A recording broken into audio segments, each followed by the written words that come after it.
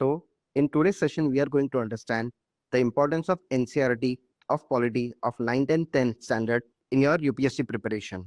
It is said as the unseen foundation because usually people jump to Indian Constitution at work of class 11th if they go through NCERT, but they miss out the important part of democratic politics 1 and 2 of class 9th and 10th.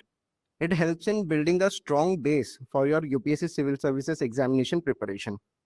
And today we are going to see how there is a direct hit ratio from this NCERTs.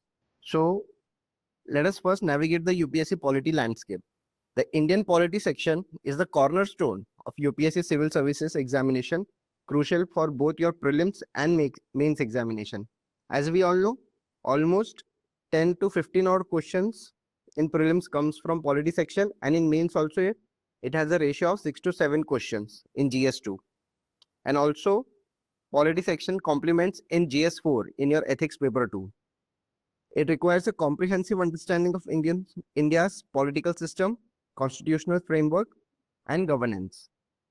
Many aspirants often overlook foundational texts. They directly jump to the advanced resources like Laxmikanth or something like that, or D.D. Basu, which can lead to gaps in the basic understanding because NCERT plays a vital role in creating a foundational base, because basic understanding of the polity will start from your NCERT notes rather than directly advanced books. Why NCERT polity?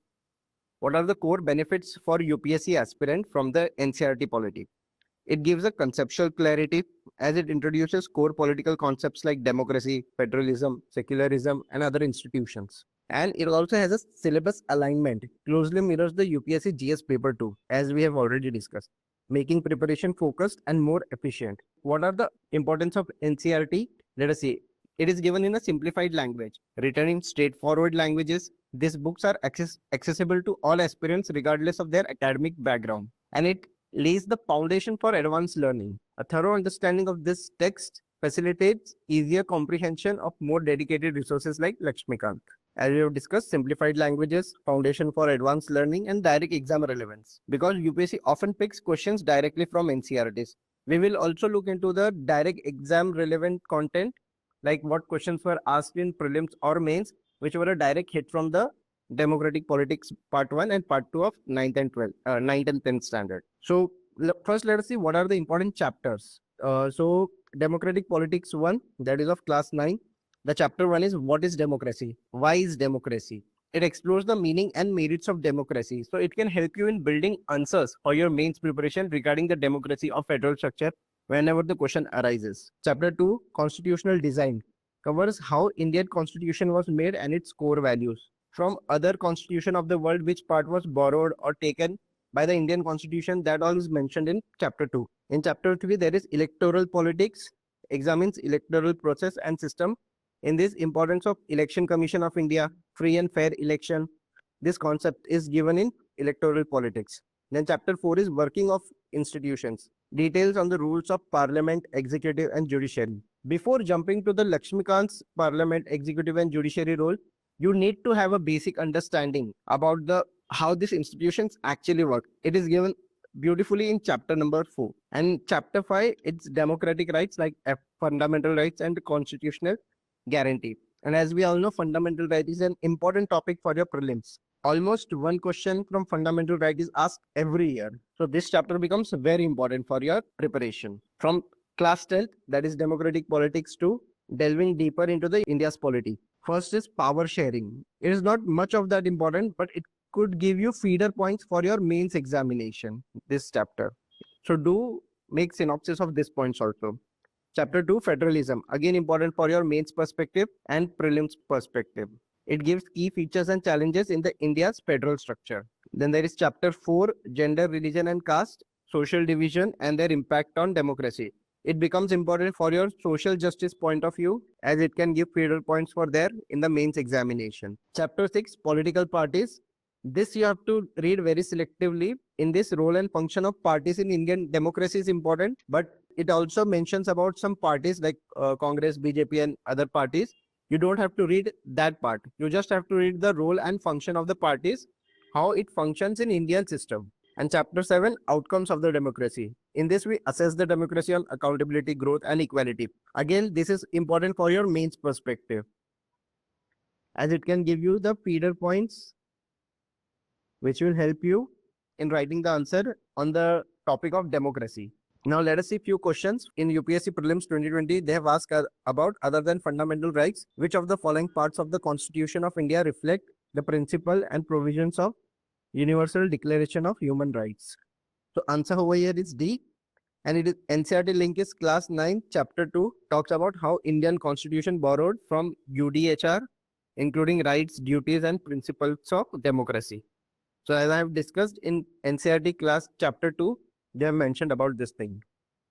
Then again on electoral politics, question was asked in 2017. It is regarding election commission. So it is linked to chapter 3 and it is on the page number 47 for your reference. You can find this question over there. Then there is mains question also, like in mains 2020, they have asked about federal system. So in class 10, chapter 2 is based on federalism. So explains how India has a two-tier system with a tilt towards centralization. Also discuss division of powers. That is union list, state list, and concurrent list. The fiscal control and the emergency provisions. All are given in this federalism chapter. So this question could have been tackled from this chapter. Then again, GS2 2017 question, the spirit of tolerance and love is not only an interesting feature of Indian society from early times, but it also play an important part at the present. Examine. So this sort of question doesn't have direct relevance in your NCERT, but like in chapter 10, class 10, chapter 1, power sharing, describes how Sri Lanka's majoritarianism versus Belgium's accommodation lead to ethnic tension versus harmony. Directly explains why power sharing and mutual respect are essential in diverse society. So this sort of topics as an example could be linked in your this answers. So it will enrich your answers and give you edge over the others. So NCERT provides Belgium-Sri Lanka contrast, an excellent case study to highlight how inclusion and tolerance sustain harmony in multi-ethnic society. So as I discussed, this is not a direct answer from NCERT, but this sort of points can become your feeder points or examples and can give you edge over the others. So maximizing your NCERT polity learning. How? Sequential reading is essential. You always need to start from class 9, then move on to class 10. Because this has some relevance and creates a base for your next class polity, NCERT. Note taking, summarize chapters in your own words, right? Summarize means making synopsis. And the program we have been running, the synopsis writing program. So this is based on this and link with current affairs. Eventually, you have to relate the concept with news and government actions. So it will enhance the chances of the question being coming in your upcoming examinations. Right? So consolidating knowledge and concluding thoughts. What are about this? The regular revision, revisit content periodically so that you don't forget it. You have to revise it again and again. Eventually, you have to do practice question, attempt PYQs for better preparation. So whenever you finish a topic, like you have finished a topic of fundamental rights or in NCERT, so go through the fundamental rights question asked in prelims or mains examination and try to attempt it. So you will have a linkages also. Yes, this question has been asked from this NCERT or this points could have been used in the mains examination or answer writing. So NCERT are indispensable for UPSC and start your journey. Always start your journey with them. Make NCERT Polity your first step towards UPSC success.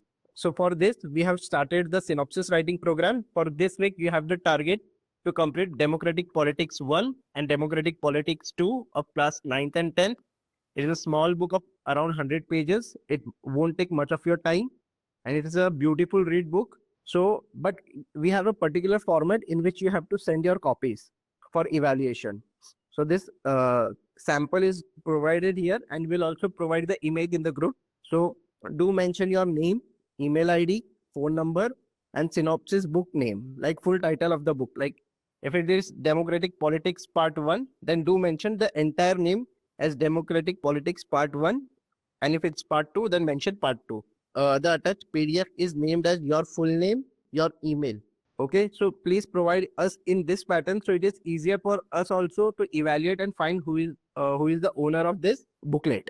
So please submit us in this format so it would be easier for us also to identify who has submitted which book and we can deliver it to you timely. So keep preparing and we'll provide you more such insights on other NCERTs. Thank you.